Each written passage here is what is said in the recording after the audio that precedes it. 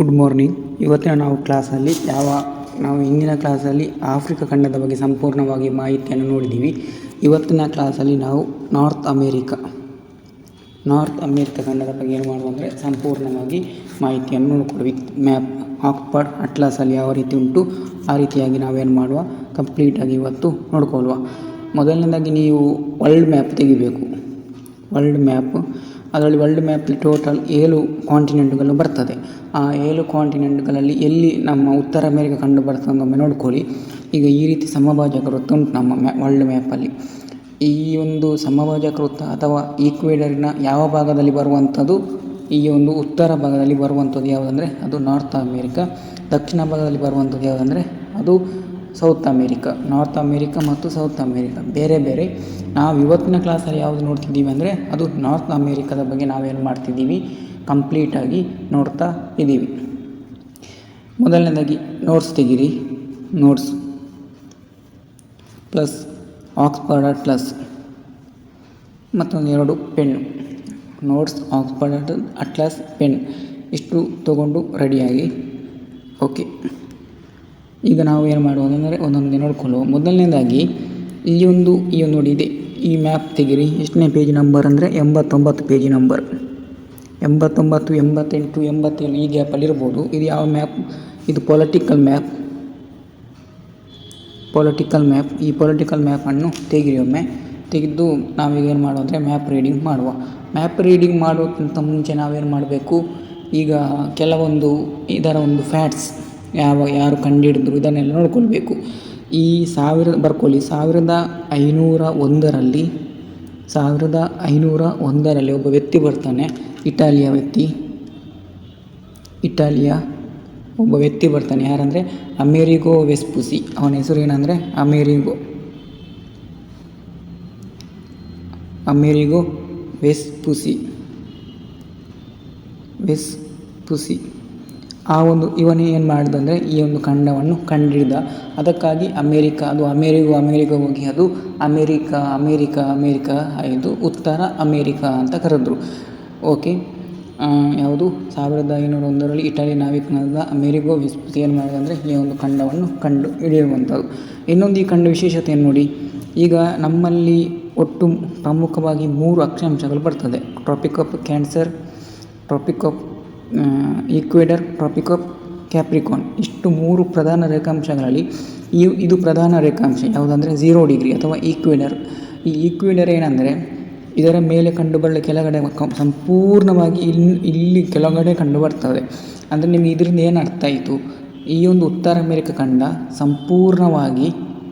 ಸಂಪೂರ್ಣವಾಗಿ ಈಕ್ವೇಡರ್ನ ಮೇಲೆ ಈಕ್ವೇಡರ್ ಅನ್ನುವಂಥ ಒಂದು ಅಕ್ಷಾಂಶದ ಉತ್ತರದಲ್ಲಿ ಉಂಟಾ ದಕ್ಷಿಣದಲ್ಲಿ ಉಂಟಾ ಅಂತ ಬಂದರೆ ಸಂಪೂರ್ಣವಾಗಿ ಎಲ್ಲಿ ಉಂಟಂದರೆ ಈಕ್ವೇಡರ್ನ ಉತ್ತರದಲ್ಲಿ ಉಂಟು. ಸ್ವಲ್ಪವೇ ಭಾಗ ಏನಾಗಲಿಲ್ಲ ಅಂದರೆ ದಕ್ಷಿಣದಲ್ಲಿ ಇಲ್ಲ. ಅಂದರೆ ಒಂದೇ ಮಾತಿನಲ್ಲಿ ಹೇಳಬೇಕಂದ್ರೆ ಈ ಒಂದು ಉತ್ತರ ಅಮೇರಿಕಾ ಖಂಡದ ಮೇಲೆ ಅಥವಾ ನಾರ್ತ್ ಅಮೇರಿಕಾ ಕಾಂಟಿನೆಂಟ್ ಮೇಲೆ ಯಾವ ರೇಖೆ ಹಾದು ಹೋಗಲಿಲ್ಲ ಅಂದರೆ ಅದು 0 ಡಿಗ್ರಿ ಹಾದು ಹೋಗಲಿಲ್ಲ ಅಂತ ನಿಮಗೆಲ್ಲ ಇದರಿಂದ ಗೊತ್ತಾಗ್ತದೆ. ಈಗ ಇದರ ಸುತ್ತದಲ್ಲಿರುವಂಥ 2 ಪೆಸಿಫಿಕ್ ನೋಡಿ. ಈ ಖಂಡ ಇದು ನೋಡಿ, ಇದು ಉತ್ತರ ಅಮೇರಿಕಾ ಖಂಡ. ಇದು ನೋಡಿ, ಇದು ಯಾವುದು? ಅಟ್ಲಾಂಟಿಕ್ ಓಷನ್ ನೋಡಿ. ಅಟ್ಲಾಂಟಿಕ್ ಓಷನ್, ಇನ್ನೊಂದು ಪೆಸಿಫಿಕ್ ಓಷನ್. 2 ಸಾಗರಗಳು ಕಂಡು ಬರುವಂಥದ್ದು. ಮತ್ತೊಂದು ಇಲ್ಲಿ ಆರ್ಟಿಕ್ ಓಷನ್. 3 ಸಾಗರಗಳು ಯಾವುದೆಲ್ಲ? ಪೆಸಿಫಿಕ್ ಓಷನ್ ನೋಡಿ, ಮ್ಯಾಪ್ ಟಿಕ್ ಹಾಕೊಳ್ಳಿ. Pacific ocean, Atlantic ocean, Arctic ocean. ಒಮ್ಮೆ ನೋಡ್ಕೊಳ್ಳಿ. ಆರ್ಟಿಕ್ ಓಷನ್ ಬೇರೆ, ಇಲ್ಲಿ ಮೇಲೆ ಉಂಟು. ಅಟ್ಲಾಂಟಿಕ್ ಓಷನ್ ಬರ್ಕೊಳ್ಳಿ. Pacific ocean. 3 ಸಾಗರಗಳು. ಉತ್ತರ ಅಮೇರಿಕಾ ಖಂಡವು ಸುತ್ತುವರೆದಿರುವಂಥ 3 ಸಾಗರಗಳು. ಆಫ್ರಿಕಾ ಖಂಡ ಯಾವುದಂತ ಹೇಳಿದೆ? ಹಿಂದೂ ಮಹಾಸಾಗರ ಮತ್ತು ಅಟ್ಲಾಂಟಿಕ್ ಸಾಗರ. ಆಫ್ರಿಕಾ ಖಂಡ ಇದರ ಈಚೆ ಬರ್ತದ. ಸೊ ಯಾವ ಸೈಡ್ ಬರ್ತದೆ ಅಂದರೆ ಈಚೆ ಬರ್ತದೆ. ಇಲ್ಲಿ ಬರ್ತದೆ ನೋಡಿ, ಈ ಸೈಡಲ್ಲಿ. ಅಂದರೆ ಈ ಉತ್ತರ ಅಮೇರಿಕಾದ ಯಾವ ಭಾಗದಲ್ಲಿ ಬರ್ತದೆ? ಉತ್ತರ ಅಮೇರಿಕಾದ ಪೂರ್ವ ಭಾಗದಲ್ಲಿ ಬರ್ತದೆ. ಈಸ್ಟ್ ಭಾಗದಲ್ಲಿ ಬರುವಂಥದ್ದು ಯಾವುದು? Africa continent. ಅರ್ಥ ಆಯಿತು? ಒಂದು ಅಟ್ಲಾಂಟಿಕ್ ಸಾಗರ, ಇನ್ನೊಂದು ಪೆಸಿಫಿಕ್ ಓಷನ್, ಇನ್ನೊಂದು ಆರ್ಟಿಕ್ ಓಷನ್. 3 ಓಷನ್ಗಳಿಂದ ಸುತ್ತುವರೆದಿರುವಂತಹ ಒಂದು ಖಂಡ ಯಾವುದಂದರೆ ಅದು north America continent. Okay, next ಈಗ ಸಮುದ್ರಗಳು, ಈ ಒಂದು ಖಂಡಗಳಲ್ಲಿರುವಂಥ ಸುತ್ತಮುತ್ತಲಿರುವ ಸಮುದ್ರಗಳು ಯಾವುದು ನಿಮಗೆ ಕಾಣ್ತುಂಟು ಒಮ್ಮೆ ನೋಡಿ. ಯಾವುದು? ಇಲ್ಲಿ ನೋಡಿ, ಬಫರ್ಟ್ ಸಮುದ್ರ ಅಂತ ಉಂಟು ನೋಡಿ, ಬಫರ್ಟ್ ಸಮುದ್ರ. ಅದಾದಮೇಲೆ ನೋಡಿ ಇಲ್ಲಿ ಸರ್ಗೆನ್ಸೋ ಸಮುದ್ರ ಅಂತ ಉಂಟು. ಅದಾದಮೇಲೆ ಲ್ಯಾಬ್ರೇಟೆಡ್ ಸಮುದ್ರ ನೋಡಿ, ಇಲ್ಲಿ ಲ್ಯಾಬ್ರೇಟೆಡ್ ಸಮುದ್ರ. ಮೇಯ್ನ್ ಇದು ಕೆರೆಬಿಯನ್ ಸಮೂಹ, ನಮಗೆ ಇದೇ ಬೇಕಾಗಿರುವಂಥದ್ದು. ಕೆರೆಬಿಯನ್ ದ್ವೀಪ ಸಮೂಹ ಅಂತ ಬರ್ತದೆ, ಕೆರೆಬಿಯನ್ ಸಮೂಹ ನೋಡಿ. ಇಲ್ಲಿ ಬಫರ್ಟ್ ಸಮುದ್ರ ನೋಡ್ಕೊಳ್ಳಿ, ಸಮುದ್ರಗಳು ಬಫರ್ಟ್ ಸಮುದ್ರ ಸಿಗ್ತಲ್ವಾ, ಆರ್ಟಿಕ್ ಓಷನಲ್ಲಿ ಬಫರ್ಟ್ ಸಮುದ್ರ. ಅದಾದಮೇಲೆ ಇಲ್ಲಿ ಲ್ಯಾಬ್ರೇಟೆಡ್ ಸಮುದ್ರ, ಲ್ಯಾಬ್ರೇಟೆಡ್ ಸಿ. ಇಲ್ಲಿ ಅಟ್ಲಾಂಟಿಕ್ ಓಷನಲ್ಲಿ ಯಾವುದಂದರೆ ಲ್ಯಾಬ್ರೇಟೆಡ್ ಸಮುದ್ರ. ಅದಾದಮೇಲೆ ಇಲ್ಲಿ ಇನ್ನೊಂದು ಯಾವುದೋ ಒಂದು ಬಾಕಿ ಆಯಿತು, ಇಲ್ಲಿ ನೋಡಿ ಸರ್ಗೆನ್ಸೋ ಸಮುದ್ರ. ಎಲ್ಲಿ? ಅಟ್ಲಾಂಟಿಕ್ ಓಷನಲ್ಲಿ ಸರ್ಗೆನ್ಸೋ ಸಮುದ್ರ. ಇನ್ನು ಮೇಯ್ನಾಗಿ ನಮಗೆ ಕೆರೆಬಿಯನ್ ಸಮುದ್ರ, ಯಾವುದಂದರೆ ಕೆರೆಬಿಯನ್ ಸಮುದ್ರ ಅಂತ ಪ್ರಮುಖವಾಗಿ ಗೊತ್ತಿರಬೇಕು. ಇಷ್ಟು ಇದು ಯಾವುದರ ಮೂಲಕ ಅದು ಯಾವ ಖಂಡದ ಸುತ್ತಲಿರುವಂಥದ್ದು ಅದು ನಾರ್ತ್ ಅಮೇರಿಕಾ ಖಂಡದ ಸುತ್ತಲಿರುವಂತಹ 3-4 ಪ್ರಮುಖವಾದಂತಹ ಒಂದು ಸಮುದ್ರಗಳಂತ ಗೊತ್ತಿರಲಿ. ಓಕೆ, ಒಂದು ನಿಮಿಷ. ಇದು ಸಮುದ್ರಗಳು ಗೊತ್ತಾಯಿತು. ಬೇರೆ ಯಾವುದು ಸಮುದ್ರ ಇಲ್ಲ. ಸರ್ಗೆನ್ಸೋ ಸಮುದ್ರ ಉಂಟು, ಅದಾದಮೇಲೆ ಲ್ಯಾಬ್ರೇಟೆಡ್ ಸಮುದ್ರ ಉಂಟು, ಅದಾದಮೇಲೆ ಬಫರ್ಟ್ ಸಮುದ್ರ ಉಂಟು, ಅದಾದಮೇಲೆ ಮೇಯ್ನಾಗಿದ್ದು ಕೆರೆಬಿಯನ್ ಸಮುದ್ರ. ಇದು ಗೊತ್ತಿರಲಿ, ಇದು 2 ಸಮುದ್ರಗಳು. ಇನ್ನು ಉತ್ತರ ನಾರ್ತ್ ಅಮೇರಿಕಾ ಅಂತ ಬಂದರೆ ಮೇಯ್ನಾಗಿರುವಂಥ ದೇಶಗಳು ಯಾವುದು? ದೇಶಗಳು ನೋಡಿ, ಕರೆಕ್ಟ್ ನೋಡಿ. ಇದು ನೋಡಿ, ಇದು ಇಷ್ಟು ಇಲ್ಲಿ ಮೇಲೆ ಉಂಟು ನೋಡಿ, ಈ ಮೇಲಿನ ಎಲ್ಲ ಭಾಗ ಯಾವ ದೇಶ ಅಂದರೆ ಕೆನಡಾ ದೇಶ ಗೊತ್ತಿರಲಿ. ಉತ್ತರ ಅಮೇರಿಕಾ ಖಂಡದಲ್ಲಿ ಬರುವಂಥ ಪ್ರಮುಖ ದೇಶ ಯಾವುದು? ಕೆನಡಾ. ಇನ್ನು ಇಷ್ಟು ಈ ಕೆಳಗಡೆ ಉಂಟು ಯಾವ ದೇಶ? ಅದು ಅಮೇರಿಕಾ. ಓಕೆ, ಹಾಗಾದರೆ ಅಮೇರಿಕಾ ಯಾವ ಒಂದು ಖಂಡದಲ್ಲಿ ಕಂಡುಬರುವಂತಹ ಒಂದು ದೇಶ? North America. ಇನ್ನೊಂದು ಇಲ್ಲಿ ನೋಡಿ, ಇದು ಮೆಕ್ಸಿಕೋ. ಆದರೆ ಇಲ್ಲಿ ಪ್ರಧಾನ ದೇಶಗಳು ಎಷ್ಟಂತ ಬಂದರೆ 3 ದೇಶಗಳು. ಯಾವುದೆಲ್ಲ? ಇದು ಯಾವುದು? ಕೆನಡಾ. ಇದು ಯಾವುದು? ಅಮೇರಿಕಾ. ಇದು ಯಾವುದು? ಮೆಕ್ಸಿಕೋ. ಪ್ರಧಾನ ದೇಶಗಳು ಹೇಳ್ತಿರುವಂಥದ್ದು 3 ದೇಶಗಳು ಮಾತ್ರ. ಇನ್ನೊಂದು ಇಲ್ಲಿ ಗಮನಿಸಿ ನೋಡಿ, ಇದು ಅಮೇರಿಕಾ ಇಲ್ಲಿ ಉಂಟು, ಇದೆಲ್ಲ ಅಮೇರಿಕಾ. ಇದು ಯಾವುದು? ಕೆನಡಾ. ಬಟ್ ಅಮೇರಿಕಾದ ಒಂದು ಭಾಗ ಇಲ್ಲಿ ಎಲ್ಲೋ ಬೇರೆ ಕಡೆ ಉಂಟು ನೋಡಿ, ಅಂತ ಎಲ್ಲಿ ಉಂಟು ಹುಡುಕಿ ನೋಡುವ. ಅಮೇರಿಕಾದ ಒಂದು ಭಾಗ, ಒಂದು ಪ್ಲೇಸ್ ಬೇರೆ ಉಂಟು, ಬೇರೆ ಒಂದು ಕಡೆಯಲ್ಲಿ ಉಂಟು. ಅದು ಯಾವ ಪ್ಲೇಸಲ್ಲಿ ಉಂಟು ಒಮ್ಮೆ ನೋಡಿ. ಇಲ್ಲಿ ಉಂಟು ನೋಡಿ, ಯಾವುದು? ಅಲಾಸ್ಕಾ ಅನ್ನುವಂಥದ್ದೊಂದು ಅಮೇರಿಕಾದ ರಾಜ್ಯ. ಬಟ್ ಅಲಾಸ್ಕಾ ಅನ್ನುವಂಥದ್ದೊಂದು ಅಮೇರಿಕೊಟ್ಟಿಗೆ ಇಲ್ಲ. ಅದು ಯಾವ ಒಟ್ಟಿಗೆ ಉಂಟಂದರೆ ಕೆನಡಾದೊಟ್ಟಿಗೆ ಉಂಟು. ಬಟ್ ಅದು ಯಾವ ರಾಜ್ಯ ಅಂದರೆ ಅಮೇರಿಕಾದ ರಾಜ್ಯ. ಅಮೇರಿಕಾದವರೇ ಅಲ್ಲಿ ಏನು ಮಾಡ್ತಾರೆ ಅಂದರೆ ರೂಲ್ ಮಾಡ್ತಾರೆ. ಅಲ್ಲಿರುವಂಥ ಪ್ರಜೆಗಳೆಲ್ಲರೂ ಅಮೇರಿಕಾದವರೇ. ಕೇಳ್ತಾರೆ ಎಕ್ಸಾಮಲ್ಲಿ, ಈ ಕೆಳಗಿನ ಯಾವ ಒಂದು ಪ್ರದೇಶವು ಅಮೇರಿಕಾದ ಒಂದು ರಾಜ್ಯವು ಇನ್ನೊಂದು ದೇಶದಲ್ಲಿ ಸಪ್ರೇಟಾಗಿ ಉಂಟಂದರೆ ಅದು ಅಲಾಸ್ಕಾ. ಇಲ್ಲಿ ಸಿಗ್ತದೆ ನೋಡಿ, ಈ ಒಂದು ಅಲಾಸ್ಕಾ ಏನುಂಟಂದರೆ ಇದೊಂದು ರಾಜ್ಯ, ಅಮೇರಿಕ ದೇಶದಲ್ಲಿ ಕಂಡುಬರುವಂಥ ಒಂದು ಪ್ರಮುಖ ರಾಜ್ಯ. ಆ ಒಂದು ಅಲಾಸ್ಕಾ ಅನ್ನುವಂಥ ಒಂದು ಅಮೇರಿಕದೊಟ್ಟಿಗಿಲ್ಲ, ಅದು ಕೆನಡಾದೊಂದಿಗೆ ಯಾವ ಭಾಗದಲ್ಲಿ? ಕೆನಡಾದ ಒಂದು ವಾಯುವ್ಯ ಭಾಗದಲ್ಲಿ ಕಂಡುಬರುವಂಥ ಒಂದು ದೇಶ ಅಲ್ಲ, ರಾಜ್ಯ ಅಂತ ಗೊತ್ತಿರಲಿ ನೋಡಿ. ಇದೆಲ್ಲ ಬರುವಂಥದ್ದು. ಮತ್ತು ಇಲ್ಲಿ ನೋಡಿ, ಇದು ಗ್ರೀನ್ಲ್ಯಾಂಡ್ ಅನ್ನುವಂಥ ಒಂದು ದ್ವೀಪ ಉಂಟು. ಇದು ಯುರೋಪ್ ಖಂಡದಲ್ಲಿ ಬರುವಂಥದ್ದು. ಗ್ರೀನ್ಲ್ಯಾಂಡ್ ಅನ್ನುವಂಥ ಒಂದು ದ್ವೀಪ ಯುರೋಪ್ ಖಂಡದಲ್ಲಿ ಬರುವಂಥದ್ದು. ಈಗ ನಾವು ಏನು ಮಾಡೋದು ಬೇಡ ಅಂದರೆ ನೋಡ್ಕೊಳ್ಳುವಂಥದ್ದು ಬೇಡ. ಅದು ಯುರೋಪ್ ಖಂಡ ಬರುವಾಗ ಏನು ಮಾಡುವ ಅಂದರೆ ನೋಡ್ಕೊಳ್ಳುವ. ಓಕೆ ನೋಡಿ, ಈಗ ನಾವೇನು ಮಾಡಬೇಕಂದ್ರೆ ಇದು ಗ್ರೀನ್ಲ್ಯಾಂಡ್ ದ್ವೀಪ ಅನ್ನುವಂಥ ಒಂದು ಯುರೋಪ್ ಖಂಡ. ಮತ್ತು ನೋಡಿ, ಇದು ಸಹ ಒಂದು ಗೊತ್ತಿರಬೇಕಾದ್ರೆ, ಗ್ರೀನ್ಲ್ಯಾಂಡ್ ಅನ್ನುವಂಥ ಒಂದು ಇಸ್ಲ್ಯಾಂಡ್ ಅಥವಾ ದ್ವೀಪ. ಈ ಗ್ರೀನ್ಲ್ಯಾಂಡ್ ಅನ್ನುವಂಥ ಒಂದು ದ್ವೀಪ ಡೆನ್ಮಾರ್ಕಿಗೆ ಸೇರಿರುವಂಥ ದ್ವೀಪ. ಇಲ್ಲಿ ಕೊಟ್ಟಿದ್ದಾರೆ ನೋಡಿ, ಡೆನ್ಮಾರ್ಕಿಗೆ ಸೇರಿರುವಂಥ ಒಂದು ದ್ವೀಪ. ಈ ಒಂದು ಡೆನ್ಮಾರ್ಕಿಗೆ ಸೇರಿರುವಂತಹ ಈ ಒಂದು ದ್ವೀಪ 2 ಖಂಡಗಳ ಮಧ್ಯೆ ಕಂಡುಬರುವಂಥದ್ದು. ಒಂದು ಉತ್ತರ ಅಮೆರಿಕ ಖಂಡ, ಇನ್ನೊಂದು ಈಚೆ ಯಾವುದು? ಯುರೋಪ್ ಖಂಡಗಳ ಮಧ್ಯೆ ಕಂಡುಬರುವಂಥ ದ್ವೀಪ ಯಾವುದಂದರೆ ಅದು ಗ್ರೀನ್ಲ್ಯಾಂಡ್. ಇದನ್ನು ನಾನು ಯಾವಾಗ ಹೇಳ್ತೀನಿ ಅಂದರೆ ಯುರೋಪ್ ಖಂಡ ಮಾಡುವಾಗ ಕಂಪ್ಲೀಟಾಗಿ ಹೇಳ್ತೀನಿ. ಇದನ್ನೀಗ ನೀವು ಇಲ್ಲಿ ಬಿಟ್ಬಿಡಿ. ಈಗ ನಮ್ಮ ಈ ಒಂದು ಉತ್ತರ ಅಮೆರಿಕ ಖಂಡದ ಸುತ್ತಲಿರುವಂಥ ಬೇರೆ ಯಾವ ಖಂಡಗಳುಂಟು ನೋಡಿ. ಇಲ್ಲಿ ಸ್ವಲ್ಪ ಏಷ್ಯಾ ಉಂಟು ನೋಡಿ, ಸಿಗ್ತಾ? ಏಷ್ಯಾ ಏಷ್ಯಾ ಅಂದರೆ ಅದು ರಷ್ಯಾದ ಭಾಗ. ನಿಮಗೆಲ್ಲ ಗೊತ್ತಿರ್ತದೆ, ರಷ್ಯಾ ಅನ್ನುವಂಥ ಒಂದು ದೇಶ ಏಷ್ಯಾದಲ್ಲೂ ಕಂಡು ಬರ್ತದೆ, ಉತ್ತರ ಅಮೆರಿಕದಲ್ಲೂ ಸಹ ಕಂಡು ಬರುವಂಥದ್ದು. ಅದರ 70% ಭಾಗ ಎಲ್ಲಿ ಕಂಡು ಬರುವಂಥದ್ದು ಏಷ್ಯಾದಲ್ಲಿ ಬರ್ತದೆ. ಇನ್ನೂ ಸ್ವಲ್ಪ ಭಾಗ ಎಲ್ಲಿ ಕಂಡು ಬರುವಂಥದ್ದು ಅಂದರೆ ಅದು ಉತ್ತರ ಅಮೆರಿಕದಲ್ಲಿ ಕಂಡು ಬರುವಂಥದ್ದು. ನೋಡಿ, ಇದು ಏಷ್ಯಾ. ಇನ್ನು ಕೆಳಗಡೆ ನೋಡಿ ಅಂತ, ಇಲ್ಲಿ ಕೆಳಗಡೆ ನೋಡಿ, ಇದು ಯಾವ ಖಂಡ? ಸೌತ್ ಅಮೇರಿಕಾ ಅಥವಾ ದಕ್ಷಿಣ ಅಮೇರಿಕಾ. ಇದು ದಕ್ಷಿಣ ಅಮೇರಿಕಾ ಖಂಡ, ಇಲ್ಲಿ ಏಷ್ಯಾ ಖಂಡ. ಎರಡು ಖಂಡಗಳು ಯಾವುದೇ ಆಫ್ರಿಕಾ ಅಂತ ಯಾವುದೆಲ್ಲ ಹೇಳಿದ್ದೆ ನಾನು. ಆಫ್ರಿಕಾ ಅಂತ ಬಂದರೆ ಒಂದು ಏಷ್ಯಾ, ಇನ್ನೊಂದು ಯುರೋಪ್ ಅಂತ ಹೇಳಿದ್ದೆ. ಮತ್ತು ಉತ್ತರ ಅಮೇರಿಕಾ ಅಂತ ಬಂದರೆ ಒಂದು ಕೆಳಗೆ ದಕ್ಷಿಣ, ಇದು ಈಸಿ ಉಂಟು, ಇನ್ನೊಂದು ಏಷ್ಯಾ. ಈ ಎರಡೂ ದೇಶಗಳೊಂದಿಗೆ ಈ ಎರಡೂ ಖಂಡಗಳೊಂದಿಗೆ ಸುತ್ತುವರಿದಿರುವಂಥ ಖಂಡ ಯಾವುದಂದರೆ ಅದು ಉತ್ತರ ಅಮೆರಿಕ ಖಂಡ. 3 ಪ್ರಧಾನ ದೇಶಗಳು ಯಾವುದು? ದೇಶಗಳು ಟೋಟಲ್ 23 ಇದೆ. ದೇಶಗಳು ಟೋಟಲ್ 23 ಪ್ಲಸ್ ಕೆರೇಬಿಯನ್ ದ್ವೀಪ ಸಮೂಹ ಅಂತ ಬರ್ತದೆ. ನೋಡಿ, ಇದೆಲ್ಲ ಕೆರೇಬಿಯನ್ ದ್ವೀಪ ಸಮೂಹ. ಇಲ್ಲಿ ಎಲ್ಲ ಕೆರೇಬಿಯನ್ ದ್ವೀಪ ಸಮೂಹಗಳಂತ ಬರ್ತದೆ. ಅದು ಎಲ್ಲ ಮತ್ತೆ ನೆಕ್ಸ್ಟ್ ನೋಡ್ಕೊಳ್ಬೋದು. ಈಗ ಇದು ನೋಡಿ, ಇದು ಒಂದು ಕೆನಡಾ ದೇಶ ಪರಿಚಯ ಮಾಡ್ಕೊಳ್ಳಿ ಎಲ್ಲಿ ಉಂಟಂತ. ಇನ್ನೊಂದು ಯಾವುದಂದರೆ ಅದು ಅಮೇರಿಕ ದೇಶ, ಇನ್ನೊಂದು ಮೆಕ್ಸಿಕೋ. ಇದು 3 ಪ್ರಧಾನ ದೇಶಗಳು. ಅದಕ್ಕಿಂತ ಮೇನ್ ದೇಶಗಳು ಯಾವುದು? ಕೆನಡಾ ಮತ್ತು USA. ಕೆನಡಾ ಮತ್ತು US ನೋಡಿ, ಇಲ್ಲಿ ಇದು ಬಾರ್ಡರ್. ಕೆನಡಾ ಮತ್ತು USA ಬಾರ್ಡರ್ ಯಾವುದಂದರೆ ಇದು ಬರ್ತದೆ. ಮುಂದೆ ಹೇಳ್ತೀನಿ ಯಾವುದೆಲ್ಲ ಅಂತ. ಈ 3 ಪ್ರಧಾನ ದೇಶಗಳನ್ನಂತ ನಾವು ಕರೆಯುವಂಥದ್ದು.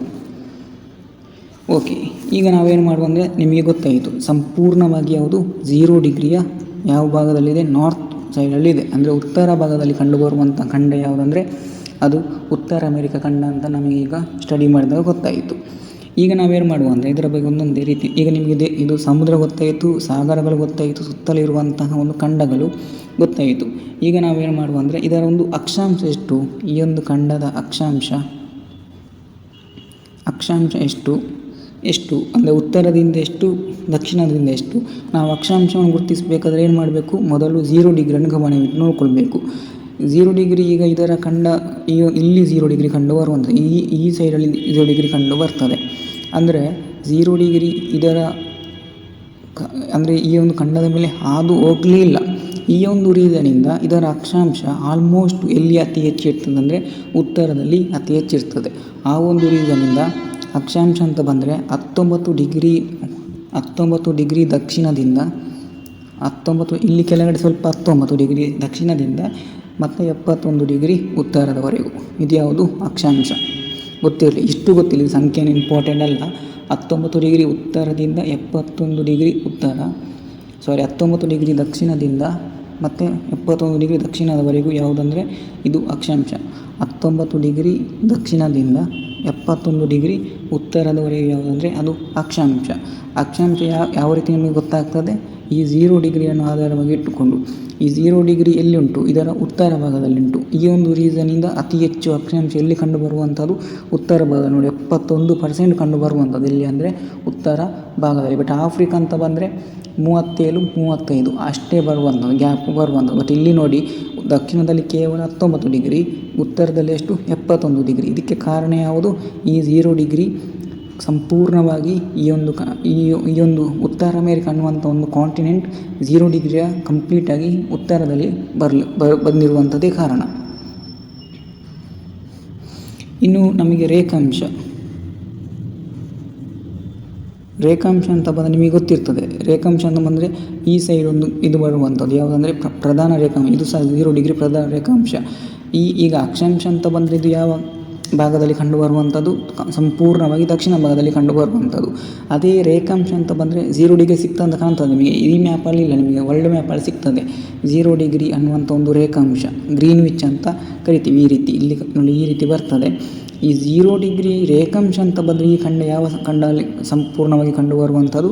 ಅದು ಪಶ್ಚಿಮ ಭಾಗದಲ್ಲಿ ಕಂಡುಬರ್ತದೆ, ವೆಸ್ಟರ್ನ್ ಭಾಗದಲ್ಲಿ ಕಂಡುಬರುವಂಥದ್ದು. ಹಾಗಾದರೆ ಇಲ್ಲಿ ರೇಖಾಂಶ ಅತಿ ಹೆಚ್ಚು ಎಲ್ಲಿರಬೇಕು? ವೆಸ್ಟರ್ನ್ ಭಾಗದಲ್ಲಿ ಇರಬೇಕು. ನೋಡಿ, 50 ಡಿಗ್ರಿ ಪೂರ್ವದಿಂದ ನಿಮಗೀಗ ರೇಖಾಂಶ ಅಕ್ಷಾಂಶದ್ದು ಅರ್ಥ ಆಗೋದು ಬೇಡ, ಯಾಕೆಂದರೆ ಅದು ಫಿಸಿಕಲ್ ಜಿಯೋಗ್ರಫಿಯಲ್ಲಿ ನಾವು ನೋಡ್ತೀವಿ. ಅದು ಕಂಪ್ಲೀಟಾಗಿ ನಾವು ಅಲ್ಲಿ ನೋಡಲಿಕ್ಕೆ ಇದ್ದೀವಿ. ಈಗ ಎಷ್ಟು ಗೊತ್ತಿರಲಿ, ಎಷ್ಟು ರೇಖಾಂಶ ಅಂತ ಸಂಖ್ಯೆ ಗೊತ್ತಿರಲಿಲ್ಲ, ಅಷ್ಟು ಸಾಕು.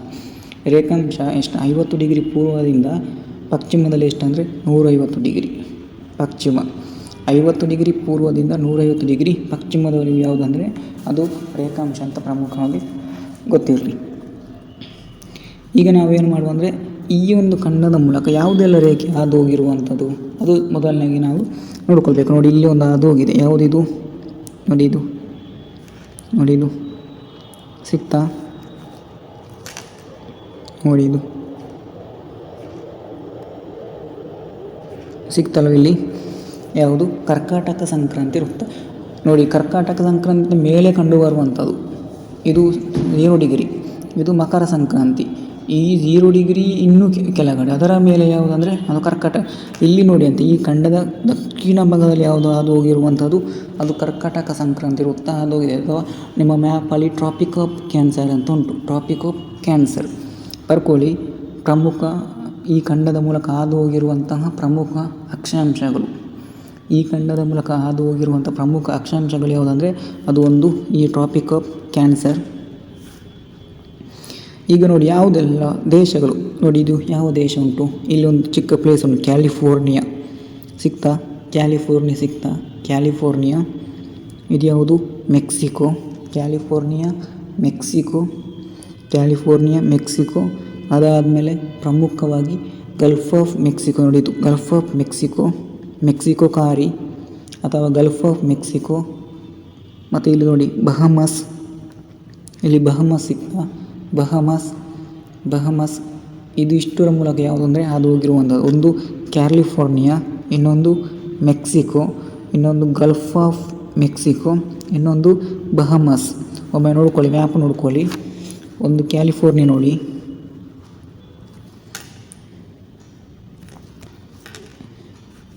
ಇಲ್ಲಿ ಒಂದು, ಇಲ್ಲಿ ಕ್ಯಾಲಿಫೋರ್ನಿಯಾ, ಮೆಕ್ಸಿಕೋ ನೋಡಿ, ಇದು ಇಷ್ಟು ಮೆಕ್ಸಿಕೋ, ಇಲ್ಲಿ ಹೋಗುವ ಇದು ಗಲ್ಫ್ ಆಫ್ ಮೆಕ್ಸಿಕೋ.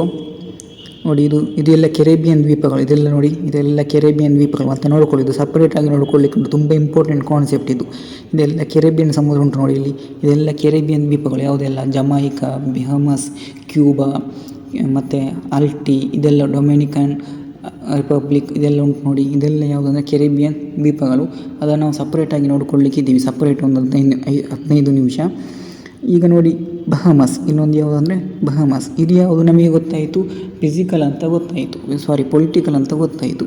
ಇದು ಈಗ ಪೊಲಿಟಿಕಲ್ ಗೊತ್ತಾಯಿತು. ಈಗ ನಾವೇನು ಮಾಡುವ, ಫಿಸಿಕಲಲ್ಲಿ ನೋಡುವ ಯಾವುದೆಲ್ಲ ಇದು ಹೋಗಿರುವಂಥದ್ದಂದರೆ ಇಲ್ಲಿ ಗೊತ್ತಾಗ್ತದೆ ನೋಡಿ. ಅದು ಇದು ಒಂದೇ ನೋಡಿ, ಇಲ್ಲಿ ಹಾಕಿದೆ ನೋಡಿ. ಇದು ಯಾವುದೆಲ್ಲ ನೋಡಿ ಅಂತೇಳಿ ಯಾವುದುಂಟು, ಒಂದು ಮರುಭೂಮಿ ಉಂಟಲ್ವ, ಯಾವ ಮರುಭೂಮಿ ನೋಡಿ ಅಂತೆ, ಸೋನೋರನ್ ಮರುಭೂಮಿ ಉಂಟು ನೋಡಿ. ಇಲ್ಲಿ ಸೋನೋರನ್ ಮರುಭೂಮಿ ಸಿಕ್ತು ಎಲ್ಲರಿಗೂ. ಸೋನೋರನ್, ಇಲ್ಲಿ ಮರುಭೂಮಿ ಕಂಡುಬರುವಂಥದ್ದು ಕಡಿಮೆ ಈ ಒಂದು ಖಂಡದಲ್ಲಿ. ಒಂದೇ ಒಂದು ನೋಡಿ ಮೇಯ್ನಾಗಿ ಸೋನೋರನ್ ಡೆಸರ್ಟ್ ಸಿಕ್ತಲ್ವಾ, ಸೋನೋರನ್ ಡೆಸರ್ಟ್ ಅನ್ನುವಂಥ ಒಂದು ಡೆಸರ್ಟ್ ನೋಡಿ ಇಲ್ಲಿ.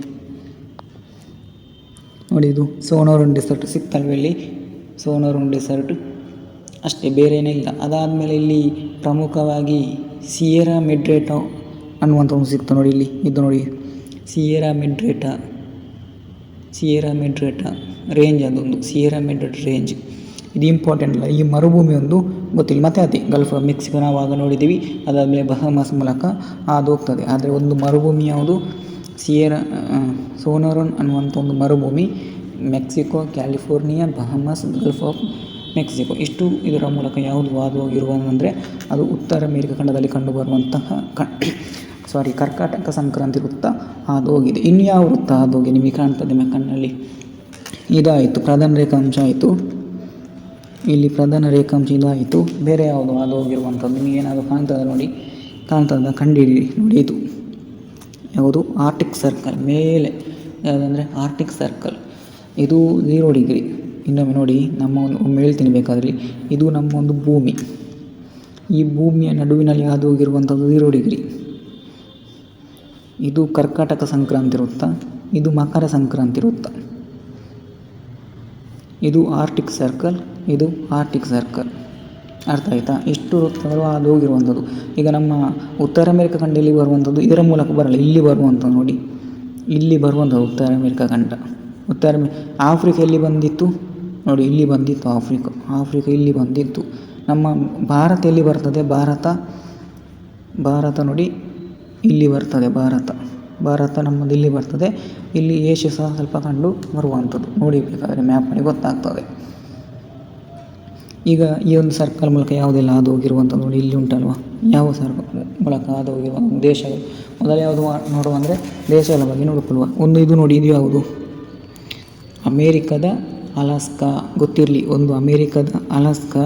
ಅಮೇರಿಕ ಹಾದು ಹೋಗಲಿಲ್ಲ, ಅಮೇರಿಕ ದೇಶದಲ್ಲಿ ಕಂಡುಬರುವಂಥ ಒಂದು ರಾಜ್ಯವಾದಂತಹ ಅಲಾಸ್ಕಾ ಏನಾಗಿದೆ ಅಂದರೆ ಇದರ ಮೂಲಕ ಹಾದು ಹೋಗಿರುವಂಥದ್ದು.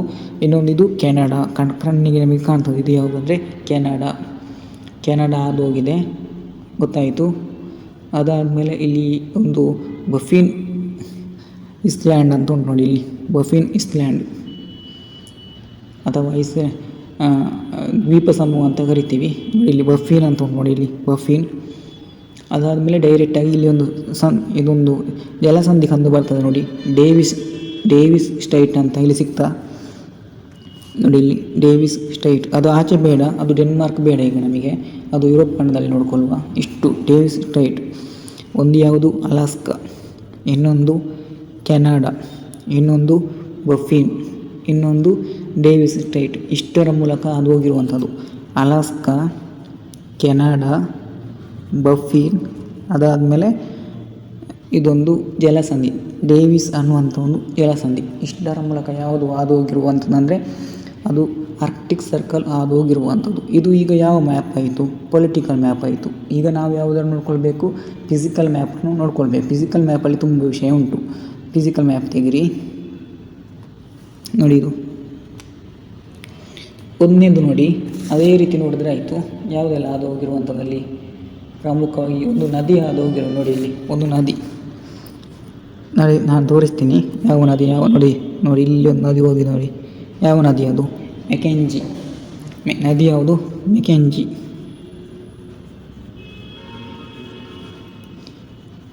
ಮೆಕೆಂಜಿ ಅನ್ನುವಂಥ ಒಂದು ನದಿ ನೋಡಿ.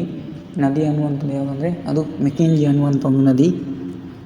ಅದಾದಮೇಲೆ ಯಾವುದಾಗಿರುವಂಥದ್ದು ಒಂದು ಸರೋವರ ನೋಡಿ, ಗ್ರೇಟ್ ಬಿಯರ್ ಅನ್ನುವಂಥ ಸರೋವರ ನೋಡಿ. ಇಲ್ಲಿ ಗ್ರೇಟ್ ಬಿಯರ್ ಸರೋವರ, ಗ್ರೇಟ್ ಬಿಯರ್ ಅನ್ನುವಂಥ ಒಂದು ಸರೋವರ, ಗ್ರೇಟ್ ಬಿಯರ್ ಅನ್ನುವಂಥ ಒಂದು ಸರೋವರ ನೋಡಿ. ಅಲ್ಲಿ ಗ್ರೇಟ್ ಬಿಯರ್ ಅನ್ನುವಂಥ ಒಂದು ಸರೋವರ, ಗ್ರೇಟ್ ಬಿಯರ್ ಅನ್ನುವಂಥ ಒಂದು ಸರೋವರ ಸಿಕ್ಕಿರ್ತದೆ ನೋಡಿ ಬೇಕಾದರೆ. ಮತ್ತು ಇಲ್ಲಿ ಸ್ವಲ್ಪ ನೋಡಿ, ಬ್ರೂಕ್ಸ್ ರೇಂಜ್ ನೋಡಿ. ಇಲ್ಲಿ ಬ್ರೂಕ್ಸ್ ರೇಂಜ್ ಮತ್ತು ಮೆಕೆಂಜಿ ಮೌಂಟೇನ್ಸ್ ನೋಡಿ. ಇಲ್ಲಿ ಮೆಕೆಂಜಿ ಮೌಂಟೇನ್ಸ್ ಎರಡು ಇದರ ಮಧ್ಯೆ ಒಂದು ಇದು ಬ್ರೂಕ್ಸ್ ರೇಂಜ್ ಅಥವಾ ಬ್ರೂಕ್ಸ್ ಶ್ರೇಣಿ, ಇದು ಮೆಕೆಂಜಿ ಪರ್ವತ. ಈ ಎರಡು ಪರ್ವತ ಮತ್ತು ಶ್ರೇಣಿಗಳ ಮಧ್ಯೆ ನೋಡಿ ಇದು ಬರ್ಕೊಳ್ಬೇಕು. ಯಾವುದು? ಒಂದು ಬ್ರೂಕ್ಸ್ ರೇಂಜ್. ಇದು ಬ್ರೂಕ್ಸ್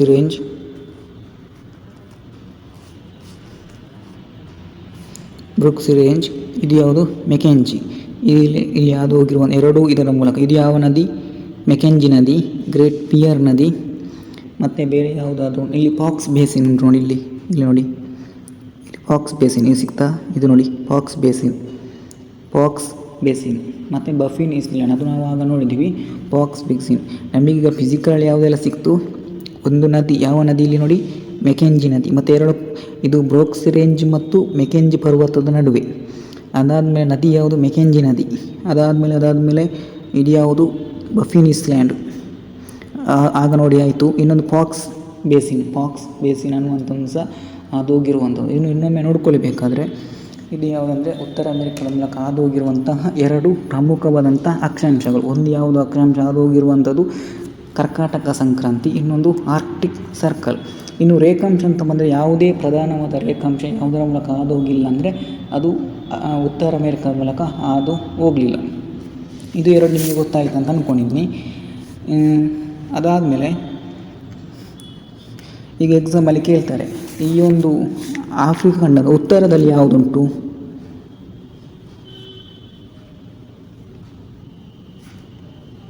ನೋಡಿ ಬರ್ಕೊಳ್ಳಿ. ಉತ್ತರದಲ್ಲಿ ಬರ್ಕೊಂಡ್ರೆ ಓಕೆ, ಪರವಾಗಿಲ್ಲ. ಉತ್ತರದಲ್ಲಿ ಆರ್ಟಿಕ್ ಓಷನ್, ಪಶ್ಚಿಮದಲ್ಲಿ ನಾರ್ತಲ್ಲಿ ಆರ್ಟಿಕ್ ಓಷನ್, ವೆಸ್ಟಲ್ಲಿ ಪೆಸಿಫಿಕ್ ಓಷನ್, ಈಸ್ಟಲ್ಲಿ ಅಟ್ಲಾಂಟಿಕ್ ಓಷನ್, ಸೌತ್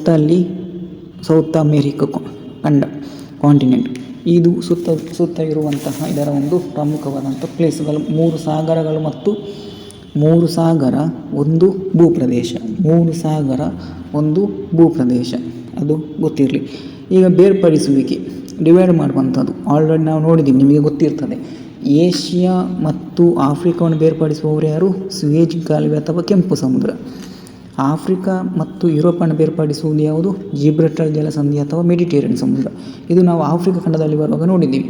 ಈಗ ಉತ್ತರ ಅಮೆರಿಕ ನೋಡಿ, ಇದು ದಕ್ಷಿಣ ಅಮೆರಿಕ ಉಂಟು, ಇದು ದಕ್ಷಿಣ ಅಮೆರಿಕ ಉಂಟು, ಇದು ಉತ್ತರ ಅಮೆರಿಕ. ಈ ಎರಡನ್ನೂ ಬೇರ್ಪಡಿಸುವವರು ಯಾರು? ಅಲ್ಲಿ ಒಂದು ಪನಾಮ ಕಾಲುವೆ ಅಂತ ಉಂಟು ನೋಡಿ, ಪನಾಮ ಅನ್ನುವಂಥ ಒಂದು ಸಿಗ್ತಾ, ಪನಾಮ ಕಾಲುವೆ ಅಥವಾ ಪನಾಮ ಅಂತ ಇದ್ರೂ ಓಕೆ. ನೋಡಿ ಇಲ್ಲಿ ಪನಾಮ ಅಂತ ಉಂಟು, ಪನಾಮ ದೇಶ ಸಹ ಉಂಟು, ಅಥವಾ ಇಲ್ಲಿ ಕೆಳಗಡೆ ಪನಾಮ ಅಂತ ಸಹ ಉಂಟು. ಆ ಪನಾಮ ಕಾಲುವೆ ಅಂತ ಬರ್ಕೊಳ್ಳಿ, ಪನಾಮ ಕಾಲುವೆ ಅಂತ ಅಲ್ಲಿ ಕೊಟ್ಟಿಲ್ಲ ಅಂತ ಕಾಣ್ತದೆ. ಪನಾಮ ಕಾಲುವೆ, ಪನಾಮ ಕಾಲುವೆ ಏನು ಮಾಡುವ, ಎಷ್ಟೋ ಸಲ ಎಕ್ಸಾಮಲ್ಲಿ ಕೇಳಿರುವಂಥದ್ದು. ಉತ್ತರ ಅಮೆರಿಕ ಮತ್ತು ದಕ್ಷಿಣ ಅಮೆರಿಕ ಎರಡೂ ಖಂಡಗಳನ್ನು ಬೇರ್ಪಡಿಸುವಂಥ ಕಾಲುವೆ ಯಾವುದು? ಪನಾಮ ಕಾಲುವೆ, ಇಲ್ಲಿ ಕೆಳಗಡೆ ಬರ್ತದೆ ಪನಾಮ ಕಾಲುವೆ. ಅರ್ಥ ಆಯಿತಾ? ಈಗ ಇನ್ನೊಂದು ಖಂಡ ಉಂಟು, ಯಾವುದು? ಉತ್ತರ ಅಮೆರಿಕ ಮತ್ತು ಮೇಲೆ ಸ್ವಲ್ಪ ಏಷ್ಯಾ. ಯಾವುದು ಉಂಟು ಅಲ್ಲಿ? ಅಲ್ಲಿ ಬೇರಿಂಗ್ ಜಲಸಂಧಿ ಉಂಟು ನೋಡಿ, ಇಲ್ಲಿ ಬೇರಿಂಗ್ ಜಲಸಂಧಿ ಉಂಟು, ಸಿಗ್ತಾ? ಬೇರಿಂಗ್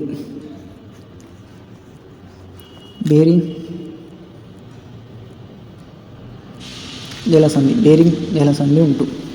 ಯಾವುದನ್ನೆಲ್ಲ ಬೇರ್ಪಡಿಸುವಂಥದ್ದು? ಏಷ್ಯಾ ಮತ್ತು ನಾರ್ತ್ ಅಮೇರಿಕ. ಏಷ್ಯಾ ಮತ್ತು ನಾರ್ತ್ ಅಮೇರಿಕವನ್ನು ಬೇರ್ಪಡಿಸುವವರೇ ಅಂದರೆ ಅದು ಬೇರಿಂಗ್ ಜಲಸಂಧಿ.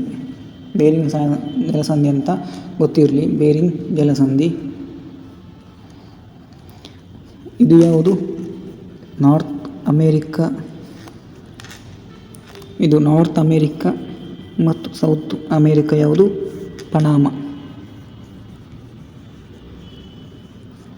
ಪನಾಮ ಚಾನಲ್ ಅಥವಾ ಚಾನಲ್ ಅಂತ ಗೊತ್ತಿರಲಿ. ಇದು ಎರಡು ದೇಶಗಳು ಬೇರ್ಪಡಿಸುವಂಥದ್ದು. ಈಗ ನೋಡಿ, ಇಡೀ ನಮ್ಮ ಪ್ರಪಂಚದಲ್ಲಿ ಅತಿ ದೊಡ್ಡ ಖಂಡ ಯಾವುದು? ಪ್ರಪಂಚದ ಅತಿ ದೊಡ್ಡ ಖಂಡ ಯಾವುದು? ಒಂದು ಏಷ್ಯಾ, ಎರಡನೇದು ಆಫ್ರಿಕಾ, ಮೂರನೇದು ಯಾವುದು ಅಂದರೆ ನಾರ್ತ್ ಅಮೇರಿಕಾ. ಗೊತ್ತಾಯಿತು. ಹಾಗಾದರೆ ಮೂರನೇ ದೊಡ್ಡ ಖಂಡ ಯಾವುದಂದರೆ ಅದು ನಾರ್ತ್ ಅಮೇರಿಕಾ ಅಂತ ಪ್ರಮುಖವಾಗಿ ಗೊತ್ತಿರಲಿ. ಒಂದನೇದು ಏಷ್ಯಾ ಅಂತ ಗೊತ್ತಾಯಿತು, ಎರಡನೇದು ಯಾವುದು? ಆಫ್ರಿಕಾ ಅಂತ ಗೊತ್ತಾಯಿತು, ಮೂರನೇದು ಯಾವುದಂದರೆ ಅದು ನಾರ್ತ್ ಅಮೇರಿಕಾ. ಈ ಒಂದು ಉತ್ತರ ಅಮೇರಿಕ ಖಂಡ ನಮ್ಮ ಭಾರತಕ್ಕಿಂತ 7 ಪಟ್ಟು ದೊಡ್ಡದಾಗಿರುವ ಖಂಡ. ಈಗ ಭಾರತ 1% ಅಂದಿದ್ದರೆ ಇದು ಎಷ್ಟು? ಭಾರತ 100% ಅಂತ ಬಂದರೆ ಇದರ ಗಾತ್ರ ಎಷ್ಟು? 700%. ಅಂದರೆ ಭಾರತಕ್ಕಿಂತ ಎಷ್ಟು ದೊಡ್ಡ ಖಂಡ ಅಂದರೆ 7ಕ್ಕಿಂತ ಹೆಚ್ಚು ಅಥವಾ 7 ಪಟ್ಟು ದೊಡ್ಡ ಖಂಡ ಯಾವುದಂದರೆ ಅದು ಉತ್ತರ ಅಮೆರಿಕ ಖಂಡ. ಪ್ರಮುಖ ದೇಶಗಳು ಯಾವುದು? ಇದು ಕೆನಡಾ, USA, ಮೆಕ್ಸಿಕೋ. ಇದು ಪ್ರಧಾನವಾದಂಥ ದೇಶಗಳು. ಪ್ರಮುಖವಾದಂತಹ ದ್ವೀಪ ಸಮೂಹ ಯಾವುದು? ದ್ವೀಪ ಅಂದರೆ ಇಸ್ಲ್ಯಾಂಡ್ ಅಥವಾ ಇಸ್ಲ್ಯಾಂಡ್ ಅಂತಲೇ ಗೊತ್ತಿರಲಿ. ಯಾವುದಂದರೆ ಅದು ಕೆರಿಬಿಯನ್ ದ್ವೀಪ ಸಮೂಹ. ಯಾವುದಂದರೆ ಅದು ಪ್ರಮುಖವಾಗಿ ಇಲ್ಲಿ ಬರ್ತದೆ ನೋಡಿ, ಕೆರಿಬಿಯನ್ ದ್ವೀಪ ಸಮೂಹ. ಪ್ರಮುಖವಾದಂತಹ ಒಂದು ಈ ಉತ್ತರ ಅಮೆರಿಕದಲ್ಲಿ ಕಂಡುಬರುವಂತಹ ಪ್ರಮುಖವಾದಂತಹ ಒಂದು ದ್ವೀಪ ಸಮೂಹ ಯಾವುದಂದರೆ ಅದು ಕೆರಿಬಿಯನ್ ದ್ವೀಪ ಸಮೂಹ ಅಂತ ಗೊತ್ತಿರಲಿ. ಸಪ್ರೇಟಾಗಿ ನೋಡಲಿಕ್ಕೆ ಉಂಟು ಕೆರಿಬಿಯನ್ ದ್ವೀಪ ಸಮೂಹದ ಬಗ್ಗೆ, ತುಂಬ ಇಂಪಾರ್ಟೆಂಟ್. ನೋಡಿ, ಈ ಒಂದು ಉತ್ತರ ಅಮೆರಿಕ ಖಂಡದಲ್ಲಿ ಟೋಟಲ್ 23 ದೇಶಗಳು ಬರ್ತದೆ. ಚಿಕ್ಕ ಚಿಕ್ಕ ದೇಶಗಳಂತ ಸೇರಿ ಟೋಟಲ್ 23 ದೇಶಗಳಂತ ಬರ್ತದೆ. ಗೊತ್ತಿಲ್ಲ, 23 ದೇಶಗಳಂತ ಬರ್ತದೆ. ಈಗ ನಾನು ಕಾಂಟಿನೆಂಟ್ ಅಂತ ಬಂದರೆ 3ನೇ ದೊಡ್ಡ ಖಂಡ ಅಂತ ಹೇಳಿದೆ. ಜನಸಂಖ್ಯೆ ಅಂತ ಬಂದರೆ 4ನೇ ದೊಡ್ಡ ಖಂಡ ಇದು. ಜನಸಂಖ್ಯೆಯಲ್ಲಿ 4ನೇ ದೊಡ್ಡ ಜನಸಂಖ್ಯೆಯಲ್ಲಿ ಅತಿ ಹೆಚ್ಚು ಜನಸಂಖ್ಯೆ ಕಂಡುಬರುವಂಥ ಯಾವ ಖಂಡ? ಕಣ್ಣು ಮುಚ್ಚಿ ಹೇಳ್ತಾರೆ. ಯಾವುದಂದರೆ Asia, next Africa, next Europe, next ಯಾವುದಂದರೆ ಅದು ಉತ್ತರ ಅಮೇರಿಕ. ಈಗ ಗೊತ್ತಿರಲಿ, ಉತ್ತರ ಅಮೇರಿಕ ಜನಸಂಖ್ಯೆ ಅಂತ ಬಂದರೆ ಎಷ್ಟನೇ ಖಂಡ? ಅದು 4ನೇ ದೊಡ್ಡ ಖಂಡ ಜನಸಂಖ್ಯೆಯಲ್ಲಿ. ವಿಸ್ತೀರ್ಣ ಅಂತ ಬಂದರೆ 3ನೇ ದೊಡ್ಡ ಖಂಡ. ಅದಾದಮೇಲೆ ನೋಡಿ, ಈ ಅಲಾಸ್ಕಾ ಉಂಟು ನೋಡಿ. ಈ ಅಲಾಸ್ಕಾ ಮೊದಲನೇದಾಗಿ ಹೇಳ್ಬೇಕಂದ್ರೆ ಇದು ರಷ್ಯಾಕ್ಕೆ ಸಂಬಂಧಪಟ್ಟಂಥ ಪ್ಲೇಸ್. ಈ ರಷ್ಯಾದವರು ಅಲಾಸ್ಕಾವನ್ನು ಯಾರಿಗೆ ಕೊಡ್ತಾರೆ? USA ಕೊಡ್ತಾರೆ. ಇದೊಂದು ಗೊತ್ತಿರಲಿ ಪ್ಲೇಸ್. ಬಟ್ ಈಗ ಇದು ಯಾರ ಅಂಡರಲ್ಲಿ ಉಂಟಂದರೆ ಅಮೇರಿಕದ ಅಂಡರಲ್ಲಿ ಉಂಟು. ಅಮೇರಿಕದಲ್ಲಿ ಕಂಡುಬರುವಂಥ ಒಂದು ಪ್ರಮುಖವಾದಂಥ ಒಂದು ರಾಜ್ಯ ಯಾವುದಂದರೆ ಅಲಾಸ್ಕಾ. ಅಲಾಸ್ಕಾ ಯಾರು ಕೊಟ್ಟಿರುವಂಥದ್ದು? ರಷ್ಯಾ ಅನ್ನುವಂಥ ಒಂದು ದೇಶ ಯಾರಿಗೆ ಕೊಟ್ಟಿರುವಂಥದ್ದು? USA ಕೊಟ್ಟಿರುವಂಥದ್ದು. ಈಗ ಅಲಾಸ್ಕಾ ಎಲ್ಲಿ ಉಂಟಂದರೆ ಅದು ಕೆನಡಾದೊಂದಿಗೆ ಗಡಿಯನ್ನು ಹಂಚಿಕೊಂಡು ಉಂಟು ನೋಡಿ, ಇಲ್ಲಿ ಉಂಟು. ಕೆನಡಾದೊಂದಿಗೆ ಗಡಿಯನ್ನು ಹಂಚಿಕೊಂಡಿರುವಂಥ ಒಂದು ಪ್ಲೇಸ್ ಯಾವುದಂದರೆ ಅದು ಅಲಾಸ್ಕಾ ಅನ್ನುವಂಥ ಒಂದು ಅಲಾಸ್ಕಾ ಅನ್ನೋ ಒಂದು ಹೆಡ್ಡಿಂಗ್ ಹಾಕೊಳ್ಳಿರಿ. ನಾನು ಸುಮ್ಮನೆ ಹಾಕಿದ್ದು ಮಾಡೋದು ಅಲಾಸ್ಕಾ ಅಂತ ಹೆಡ್ಡಿಂಗ್ ಹಾಕೊಳ್ಳಿ. ಇದು ಯಾರು ಕೊಟ್ಟದು? ರಷ್ಯಾ ಯಾರಿಗೆ ಕೊಟ್ಟದು? USA ಕೊಟ್ಟದು. ರಷ್ಯಾ USA ಕೊಟ್ಟದು. ಈಗ ಇದು ಏನು? ಈಗ ಪ್ರೆಸೆಂಟ್ USA ಒಂದು ರಾಜ್ಯ ಬರ್ಕೋಲಿ. ರಷ್ಯಾ USA ಕೊಟ್ಟಿರುವಂಥದ್ದು. ಈಗ USA ಒಂದು ರಾಜ್ಯ. ಈಗ ಎಲ್ಲಿ ಉಂಟದು?